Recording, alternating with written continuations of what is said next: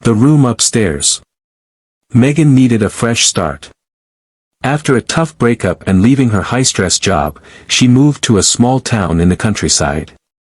She found a rental house that seemed perfect, an old two-story home on the outskirts of town. It was quiet, charming, and affordable. The landlord, Mrs. Whitaker, was a kind but peculiar elderly woman. As Megan signed the lease, Mrs. Whitaker mentioned that the house had been in her family for generations. But just before handing over the keys, she hesitated. "One thing, dear. Don't go into the room upstairs at the end of the hall. It's best left alone." Megan found the request odd but didn't press the issue. She figured it was just an old storage room full of forgotten belongings. The house was large, and she didn't need access to every corner of it. The first few weeks in the house were peaceful. Megan felt like she could finally rebuild her life. But as time passed, strange things began to happen. It started with small noises, creaks and groans that she attributed to the old house settling. Then came the faint sound of footsteps at night, always from the hallway upstairs. But whenever she checked, there was no one there. One night, Megan woke to a tapping sound. It was soft, rhythmic, like knuckles gently rapping against wood. She lay still, listening, and realized the sound was coming from upstairs. The tapping was steady and unsettling. It didn't stop until early morning, leaving Megan sleepless and on edge. The next night, it returned. She tried to ignore it, but the noise grew louder, more insistent. The tapping seemed to be coming from behind the door of the room she was warned not to enter.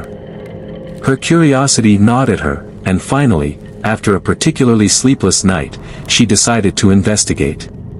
Grabbing a flashlight, Megan headed upstairs.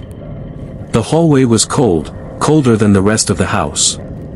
She approached the door, heart pounding, and noticed it was slightly ajar. The tapping stopped as she reached for the handle. Swallowing her fear, she pushed the door open. Inside, the room was empty. No furniture, no boxes, just bare floorboards and faded wallpaper. But something felt wrong. The air was thick, heavy, and oppressive. Then, Megan noticed something on the floor, a worn spot in the wood, as if something had repeatedly struck it from beneath. It was subtle, but the pattern was clear. Suddenly, the temperature in the room dropped, and Megan felt a cold breath on the back of her neck. She spun around, but no one was there. Her heart raced as she backed out of the room, shutting the door tightly behind her. She could feel something on the other side, watching her. The tapping returned that night, louder than ever. Megan could no longer ignore it.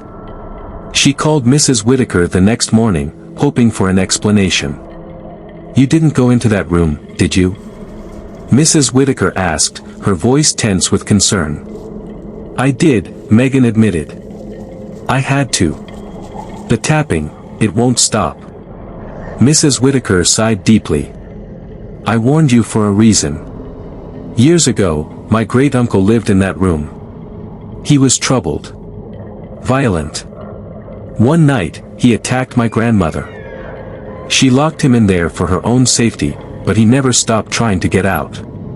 He pounded on the floor, screaming, until he didn't." Megan's blood ran cold. "He died in there?" "Yes," Mrs. Whitaker whispered. "After that, no one went back in. The noises started soon after, but as long as the door stayed closed, it wasn't too bad. I thought it had stopped." Megan's fear turned to panic. She had to leave. She packed her things quickly, but as she moved through the house, the tapping grew louder, more frantic, as if it knew she was trying to escape. Just as she was about to leave, she heard something new, a voice, faint but unmistakable, coming from upstairs. It whispered her name. Megan froze. Her instincts told her to run, but something stronger compelled her to go back upstairs. She moved as if in a trance, climbing the stairs, her feet carrying her toward the room at the end of the hall. The door was wide open now, and the tapping had stopped. She stood in the doorway, staring at the worn spot on the floor. The voice whispered her name again, softer this time, almost pleading. Megan stepped into the room, drawn by an invisible force. She knelt down and reached out to touch the floor. The moment her fingers brushed the wood, the room seemed to come alive. The floor beneath her gave way, and she felt herself being pulled down, as if something was dragging her into the darkness below. The last thing she heard was the doors slamming shut behind her. When Mrs. Whitaker came to check on the house a week later, she found it empty.